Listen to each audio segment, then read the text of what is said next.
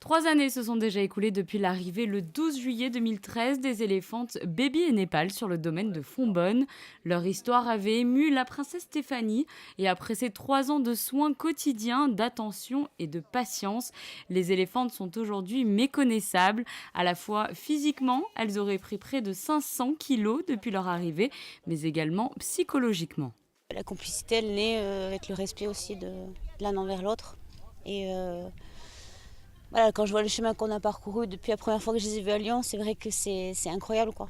Et c'est juste du bonheur parce que c'est pour leur bien-être à elles.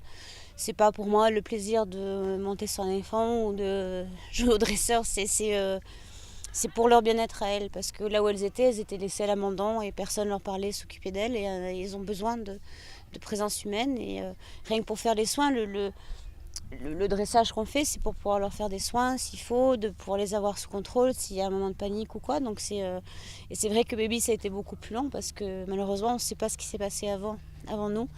Donc il faut y aller doucement et savoir écouter l'animal et voir ce qui vous répond. Balade dans un pré de 50 hectares, banc debout et douche sous les yeux ébahis des invités. La princesse Stéphanie a souhaité montrer leur nouveau quotidien et ce qu'elle partage depuis maintenant 3 ans avec ses protégés.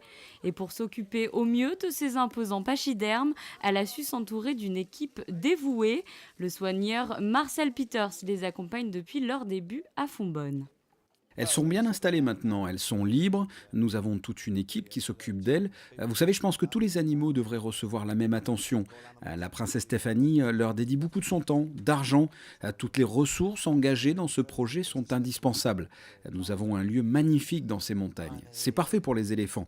Nous avons aussi quelques chèvres, des poules, mais c'est vraiment pour les éléphants. Nous essayons aussi d'aider d'autres personnes à travers le monde, s'ils ont des ennuis, s'ils ont besoin de conseils avec les éléphants. La princesse Stéphanie s'est rendue à Bangkok, en Thaïlande, au Sri Lanka pour apporter son aide. Voilà où nous en sommes en 3 ans. Cet anniversaire était l'occasion de remercier l'ensemble des personnes qui ont soutenu l'association Baby et Népal depuis ses débuts. Et parmi elles, la vétérinaire Florence Olivier-Courtois qui suit ces éléphantes depuis plus de 15 ans. Ici, ils ont de l'espace, du relief. Il y a les tas de sable, elles se couchent, elles se lèvent, etc. Donc en fait, elles se musclent énormément et donc ça contribue énormément à leur bien-être physique, ça c'est une certitude. Il y a aussi des soins qui ont été repris, notamment des soins sur les pieds qui n'existaient plus dans les installations précédentes. Elles ont des beaux pieds qui sont parés très régulièrement en fonction des nécessités. La douche quotidienne aussi, ce qui fait qu'effectivement leur poil ressort. Népal avait une petite infection à la glande temporale qui ne pouvait pas être soignée dans l'installation précédente. Là, c'est parfait, c'est superbe, ça c'est parfaitement cicatrisé. Donc voilà, c'est physiquement déjà énorme. Et puis mentalement, effectivement, elles ont pris beaucoup de confiance en elles. Elles voient qu'on s'occupe d'elles comme il faut.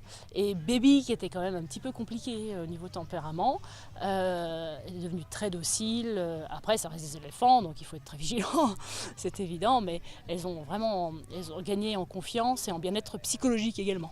Ces jeunes cinquantenaires ont encore de beaux jours à couler dans leur nouveau paradis et l'attention qu'elles ont pu donner en ce jour spécial à leurs soigneurs est la première preuve de l'amour qu'elles reçoivent aujourd'hui au quotidien.